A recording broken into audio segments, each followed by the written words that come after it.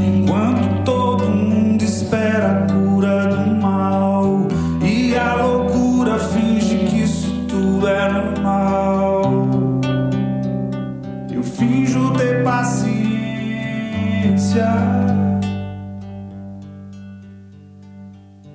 e o mundo vai girando cada vez mais veloz. A gente espera do mundo e o mundo espera de nós.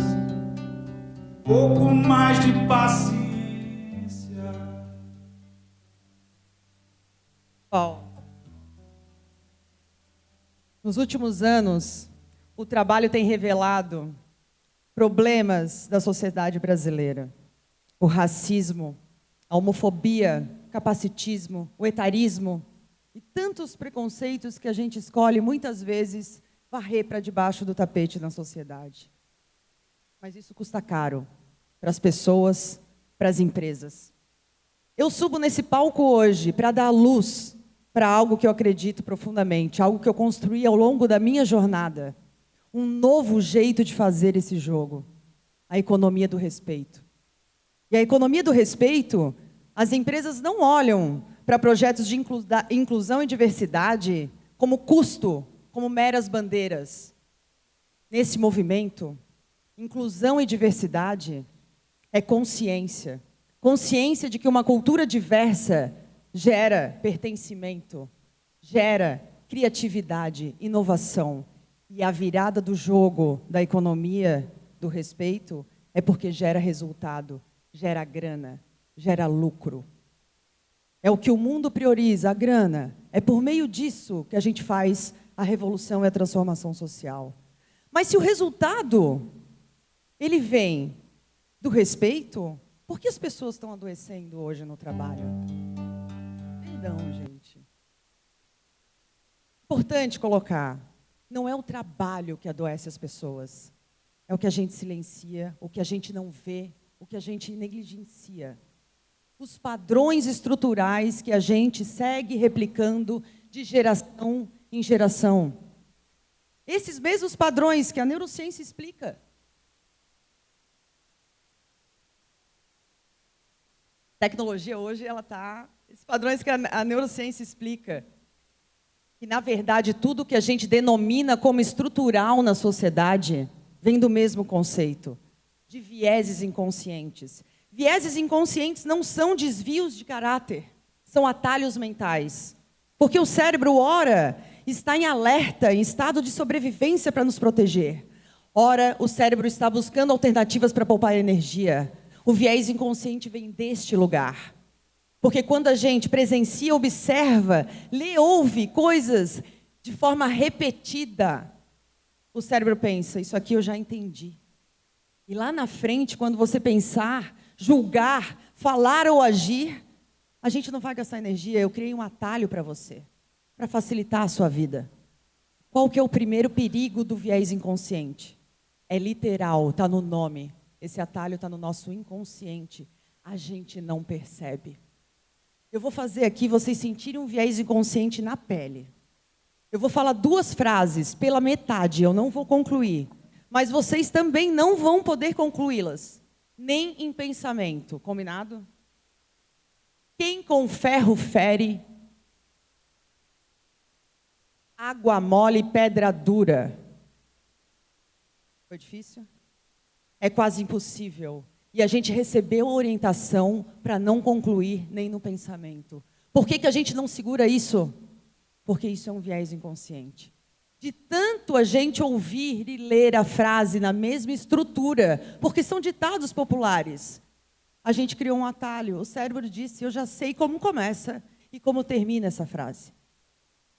Segundo perigo do viés inconsciente. Nem todo viés inconsciente é um preconceito. Mas todo preconceito é um viés inconsciente. E aí, da mesma forma que vocês não conseguiram controlar o final dessas frases, o preconceito brota de forma automática. Só que aqui eu estou chamando vocês para um exercício. Vocês se perceberam. No dia a dia, a gente tem preconceitos muitas vezes dentro de nós, atalhos, e a gente não percebe. O homem é mais forte fisicamente que a mulher. É responsabilidade exclusiva da mulher limpar a casa, cozinhar, cuidar dos filhos. Pessoas mais velhas são resistentes à mudança, são incapazes de serem criativas. Pessoas com deficiência não são capazes de fazer qualquer atividade. São tantas as formas de a gente expressar de forma automática padrões que a gente aprendeu lá no passado. Porque é assim que o viés é construído. Porque somos um reflexo da sociedade, da família, do ciclo social. Vamos fazer uma viagem no tempo. Quando a gente era pequenininho, como era a sociedade? As expectativas, os padrões, as crenças, os status quo. Eu nasci em 83, cresci na década de 80 e 90. Sentada no sofá, domingo à tarde, eu assistia à banheira do Gugu. Inimaginável em 2025. E a nossa família como era? A estrutura econômica, tínhamos acesso à moradia, alimentação, educação, saúde? Quais eram as histórias dos nossos pais, dos nossos avós? O legado. Como a nossa família nos incentivava, como a nossa família nos colocava limites. Nossos amigos como eram, do que brincavam, como interagiam. Tudo isso nos forjou. E tudo que a gente ouvia, observava por repetição, foram construindo atalhos mentais. E aí a gente se tornou adulto. E a gente tem que pagar boleto. E aí a gente vai para o mercado de trabalho. E quando a gente chega numa empresa, a gente não chega com a visão translúcida. A gente chega com a visão condicionada, cheias de lentes. Cada lente um viés. Para a gente entender o tamanho do impacto disso, eu trago o conceito de cultura organizacional por Edgar Schein. A forma mais fácil de explicar é essa analogia de iceberg. Porque Edgar divide a cultura de uma empresa em 3 pilares, nessa ordem de importância, tamanho, complexidade e visibilidade. Lá, a maior parte, mais extensa, profunda, de uma cultura e totalmente invisível, estão os pressupostos básicos. O que Edgar chama disso? Crenças e viés inconscientes. Vejam só, a parte mais profunda, mais importante e mais difícil de mudar da cultura de uma empresa, nós levamos para dentro dela os nossos vieses. A segunda camada, que ajuda a compor a estrutura da cultura, ficam os valores. E valor de uma empresa não são só textos bonitos para a página de carreira. Valores são bússolas. É o padrão comportamental que aquela empresa espera dos seus colaboradores no dia a dia. E só lá na parte visível, que a gente conhece, que a gente está vendo, os artefatos. O que são? Aquilo que materializa a cultura. É o salário, é o pacote de benefício, é o plano de carreira e é a mesa de sinuca. E quando uma empresa está diante de um problema em que investir na cultura é a solução, 2 erros são muito comuns. O primeiro, as empresas saem investindo em artefatos. Vamos mudar a cor do escritório, vamos melhorar o pacote de benefício, vamos botar um videogame para além da sinuca, uma estação de snacks. Em vão, é superficial, isso não muda o padrão comportamental das pessoas. Segundo erro, quando a empresa decide investir em comportamento, em desenvolvimento comportamental, o que a gente vê? Desenvolvimento de liderança inspiradora, protagonismo, criatividade, inovação, resiliência, gestão do tempo. Tudo isso é importante, principalmente quando está atrelado aos próprios valores da organização. Mas isso significa um segundo estágio de um plano de desenvolvimento. A prioridade número 1 precisa ser a desconstrução de crenças, de vieses, de preconceitos. Porque eu não vou conseguir ser a líder mais inspiradora. Eu não vou conseguir ser inventiva, criativa, protagonista, se todo dia parte de quem eu sou, eu tenho que deixar para fora da empresa. Porque eu não sou incluída, eu não me sinto pertencente.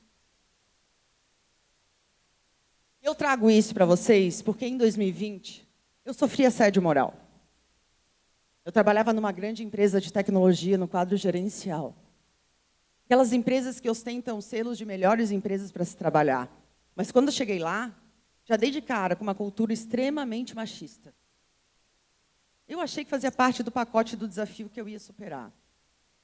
A minha equipe, em 4 meses, tinha batido 70% das metas semestrais. Eu estava brilhando. Mas eu fui perseguida pelo líder maior daquela organização. Eu fui interrompida, humilhada, invalidada, publicamente, quase todos os dias. Eu adoeci. Meu corpo falou. Muito mais rápido do que a minha boca. Eu fui diagnosticada com câncer de tireoide. E a equipe médica foi unânime. Não dá para cravar, Celisa. Mas a gente está diante de um potencial quadro somatizado. O peso de tudo que não foi dito. E eu tive que parar. Não por opção, por sobrevivência. Essa foto, um dia depois da minha cirurgia, ainda no hospital, em meio à Covid-19, sem vacina, numa angústia, numa desinformação. Foi ali que eu percebi que o trabalho que deveria ser um lugar de estímulo, de aprendizado, de interação, de realização, poderia ser também um lugar que adoece quem mais se dedica a ele. Hoje, eu estou aqui nesse palco e eu posso celebrar. Agosto de 2025, eu completei o 5º ano de remissão do meu câncer. Mas foi nessa época que eu decidi transformar a minha dor em propósito, a minha voz em meio de transformação. Porque, para mim, é urgente essa causa. A gente passa mais tempo no trabalho do que com a nossa família. E se a gente sentar e esperar que a sociedade mude sozinha, desconstrua os padrões estruturais sozinha, a gente vai demorar muito tempo. Somente em 1988 o Brasil reconheceu a equidade de gênero. Até 1990 a homossexualidade era considerada doença. Só em 94 chega ao fim o apartheid, uma das segregações raciais mais violentas da era moderna. Então a minha proposta aqui para vocês hoje é a economia do respeito como um novo olhar, ainda priorizando a grana, mas direcionando a grana para o que importa. Porque quando as empresas criam a consciência do poder da diversidade, elas ganham mais dinheiro. E não sou eu que estou falando isso. Em 2022, a Accenture fez um estudo que empresas mais diversas constroem culturas mais inovadoras, 600% maior que seus concorrentes. Olha, na era da revolução, a gente ser mais inovador é diferencial competitivo. Em 2020, a McKinsey fez um estudo dizendo que empresas que valorizam a cultura diversa são até 15% mais lucrativas. O dinheiro está na mesa. A gente pode fazer a transformação social acontecer, fazendo com que as empresas se tornem ainda mais lucrativas. E a sociedade muda junto, só que a gente precisa de coragem. As empresas precisam de coragem para colocar as pessoas no centro das decisões e dos investimentos. As empresas precisam de coragem para olhar para a sociedade e entender que elas são protagonistas das soluções que a parte governamental e o sistema, às vezes, não dão conta. Porque quando eu falo de cultura diversa, eu, como empresária, também preciso ter consciência que boa parte dessa diversidade não está qualificada. E é aí que entra a diversidade e a inclusão em projetos reais. Não em indicadores de ESG frágeis para captar investidores. Não release de assessoria de imprensa para fortalecer a sensação de uma marca responsável. Mas porque entendendo que quando eu trago a diversidade qualificada para dentro da empresa, eu ganho mais dinheiro. Essa é a lógica da economia do respeito. E é nisso que eu acredito. Gente, nós precisamos participar da transformação. Os nossos vieses inconscientes também estão dentro de nós. Leiam sobre preconceitos que vocês não se orgulham. Ativem o lado racional do cérebro, o lado consciente. Mostrem para o cérebro que ele não tinha informação suficiente quando ele criou os atalhos. Isso vai eliminar o atalho? Não. Mas quando vocês tomarem uma decisão, julgarem ou agirem com base num preconceito, vocês vão sentir medo e vergonha. Está tudo bem. Diante do medo e da vergonha, corrige o pensamento, o julgamento, a fala, a ação. E da mesma forma que o preconceito foi colocado no coração de vocês, por repetição, novo atalho vai surgir. Muito mais coerente com a sua visão de mundo, com o seu valor pessoal. Hoje eu convido vocês para iniciar uma nova era, uma revolução da economia do respeito. Porque eu acredito de verdade que a gente mereça ser quem se é no trabalho e na sociedade. Mas a gente precisa se permitir para isso acontecer. Porque o tempo, gente, o tempo ele não volta. Não há tempo que volte, amor. Vamos viver tudo pra mim. Vamos o quê? Vamos nos permitir. Vamos nos permitir. Muito obrigada, The Best Speaker Brasil.